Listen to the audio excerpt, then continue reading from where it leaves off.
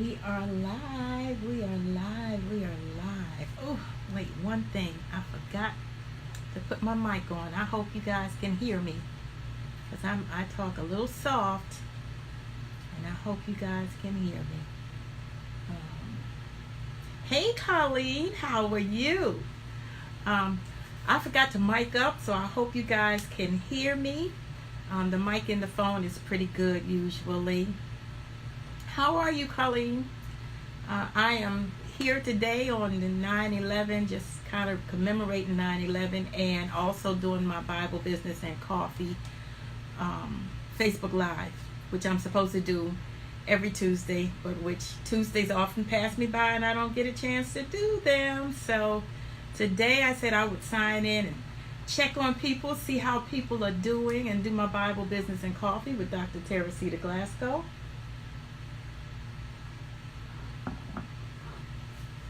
Well, today is 9/11, and as we commemorate 9/11, you know, people always ask you, do you remember where you were and what you were doing? I remember the day vividly.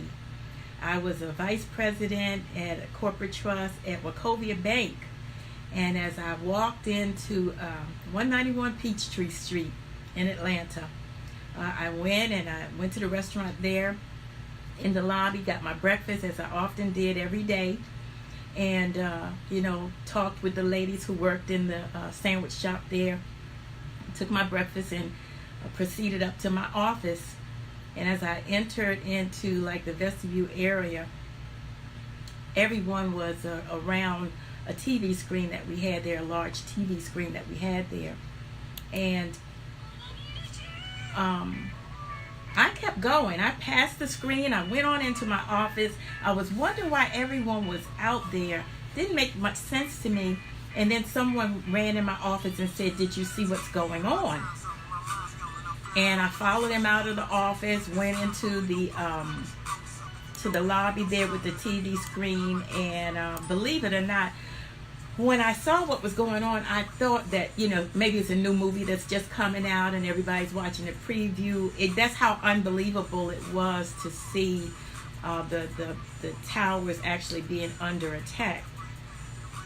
And once I realized that it was real, I almost collapsed. In fact, they let me go home. Coming to Atlanta from New York, and then that happening was surreal to me. And part of the reason why it was so real to me was because I actually had worked in the World Trade Center before. I'd worked there, I'd dined there, I'd shopped there, was very aware of the surroundings, very aware of the amount of space and the surrounding buildings and the impact that the towers coming down would have on the surrounding area. In fact, at the time, I had an apartment still in Staten Island on the top of Victory Boulevard. And if you're unfamiliar with that area, that terrain in New York, Victory Boulevard sits up on top of a hill, and you can actually look over into Manhattan and see the city, the city scope. And my son was still there in the apartment in Staten Island, and he said he stood at the top of the hill and watched the towers fall. So 9/11 for me is a very sad time, and at the same time, one of my friends' wife just gave birth this morning. I have a nephew that was born on 9/11, and life has a way of replenishing things. So as you commemorate 9/11 and you think about the people who lost their lives, the towering of those two huge monumental buildings, I am also aware that life has a way of replenishing itself, renewing itself, and moving forward and moving on. So that's what I was thinking about this morning as I prepared to do this Bible Business and Coffee with Dr. Teresita Glasgow. Really my focus, a lot of it was on 9/11, how many years it's been, 17 years. Also that it's the Jewish calendar, Rosh Hashanah, the Jewish New Year, 5779, I believe it is. A lot of things going on this week. But that 9/11, that, still, just like anything else that you have in life that is pivotal. Like I still remember, well, I'm going to date myself now, but I still remember when Kennedy got assassinated. I still remember Martin Luther King Jr. when he got assassinated. I remember the riots. I remember a lot of different things that have taken place over my lifetime. So 9/11 for me would really hit close to home because, as I said, I had worked in the towers before, was very familiar with the buildings, shopped in the buildings, ate in the buildings. In fact, a very good friend wife perished in 9/11 because she had a business meeting. There was a restaurant at the top of the World Trade Center, very famous restaurant. Everyone loved to eat there. And she had a breakfast meeting that day, and so she was actually there at the breakfast meeting when the towers fell. So she did perish in 9/11. So today, as I want to talk about Bible, business, and coffee, I actually just wanted to check in because one of the things that's going on with me right now is that as I continue to try to do Bible, business, and coffee more on time, and as I said I would do it on Tuesdays at 12 o'clock. Well, every time I get ready to come on at Tuesdays at 12 o'clock, something happens to prevent me from doing exactly what I wanted to do. So I wanted to come on and, number one, apologize to you for not doing as I said that I would be doing, Bible, business, and coffee. I didn't really prepare anything much today. I just wanted to say, the 9/11, all those things that occurred in my life on 9/11. And I know some of you have stories as well about what happened to you in 9/11. One of the things that I've been doing recently is reassessing my life and pulling together things and how I want to move forward and proceed as I go forward to do different things. And in doing so, I revisited some of my old career, and I ran into some books. And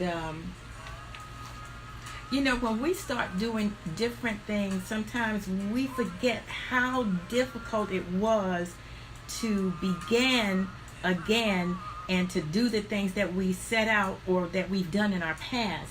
And one of the things, sometimes when I say, oh yes, I was a vice president, relationship manager, certified corporate trust specialist, and I transferred into that out of being on welfare and that whole Wall Street career. I can say that easily in a soundbite without remembering how tremendously difficult it was. It wasn't easy. Going to college as an adult with 2 kids and working full-time, going to school full-time, and then transitioning into a career that I knew absolutely nothing about. So I ran into some books as I was moving some things around, and I had to laugh at myself. So I have some of these books here. This book here is Corporate Trust Administration and Management. And this is like the Bible of corporate trust. And the way that I got this book, when I first started working for Albany Street in corporate trust, my very first job in corporate trust, I didn't know anything. So I explored my surroundings. I emulated a lot of the officers. It's funny how I picked up on that, but I didn't want to emulate the staff as much as I wanted to pick up and emulate the officers and what they were doing in the bank. And so I started out that way. And then I discovered that in the executive vice president's his offices, right adjacent to his offices was a library. And I went into that library. Anyone had access to it, but it's amazing to me how people can have access and not take advantage of access. So proximity and access are 2 different things. You can have proximity and not have access.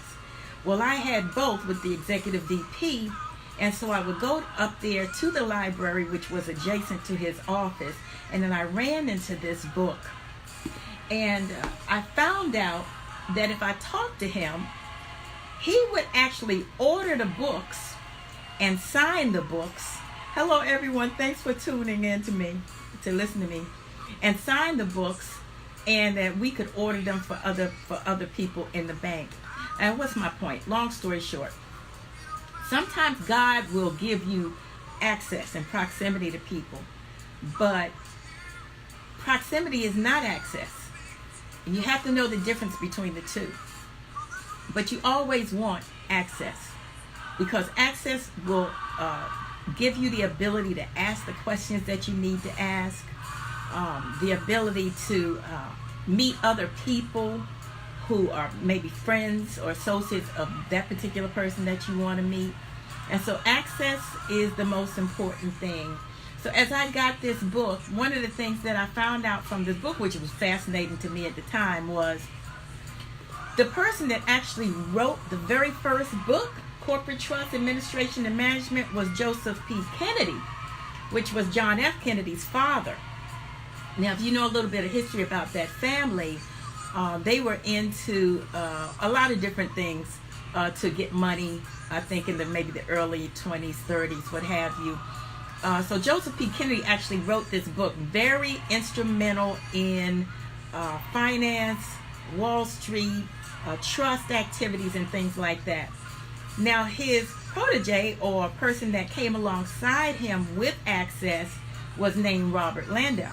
Now, when I told you about the EVP, Executive Vice President of Corporate Trust, his name is Robert I. Landau. Now, I didn't have any of that history, didn't know anything about it. I'm just someone just getting off welfare, getting a job, but now I open up and I have this proximity and I have this access.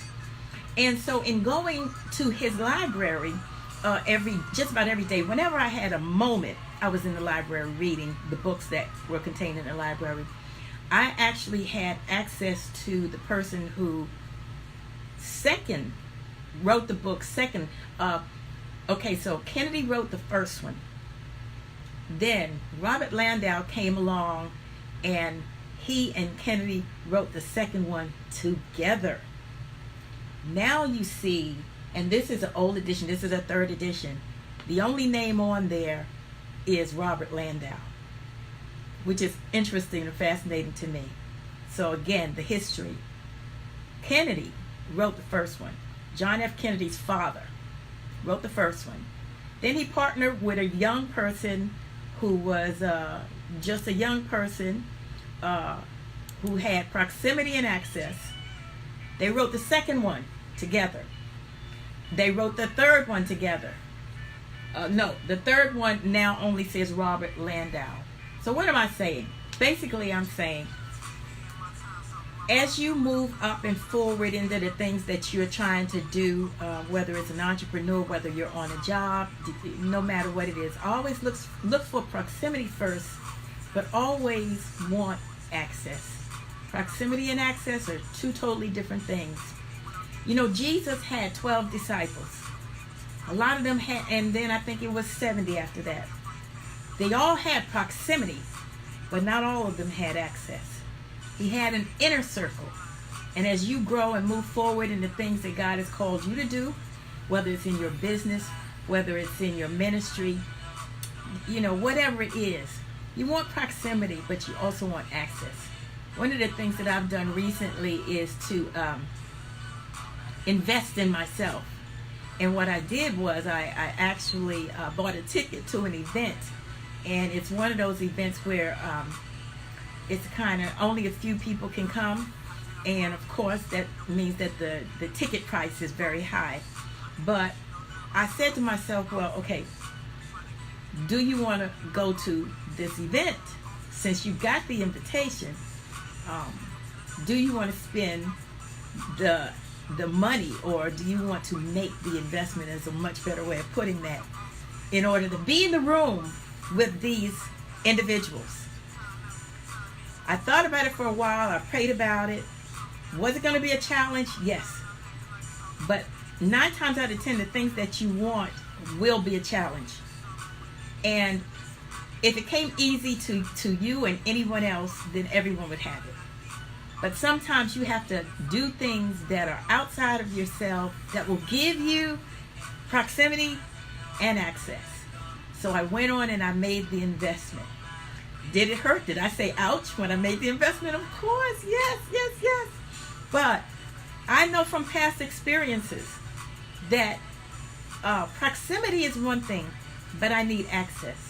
One of my mentors, Dr. Sam Chan, has a book out, Who's Holding Your Ladder?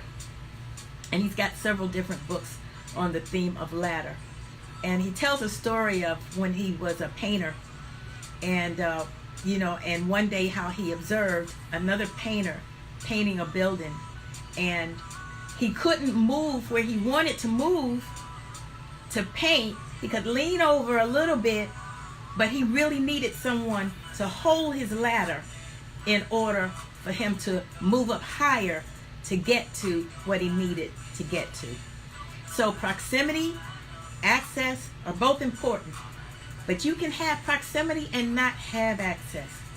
You do want to always position yourself in a place by investing in yourself so that you can have proximity and access. Thank you so much, Giselle. Thank you, Mary, Kevin. I saw a bunch of other people come on. I usually do Bible, Business, and Coffee with Dr. Teresita Glasgow on Tuesdays at 12 o'clock.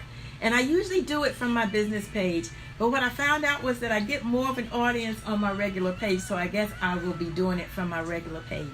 Just to go over a few of the things that I talked about. I did talk about my 9/11 experience.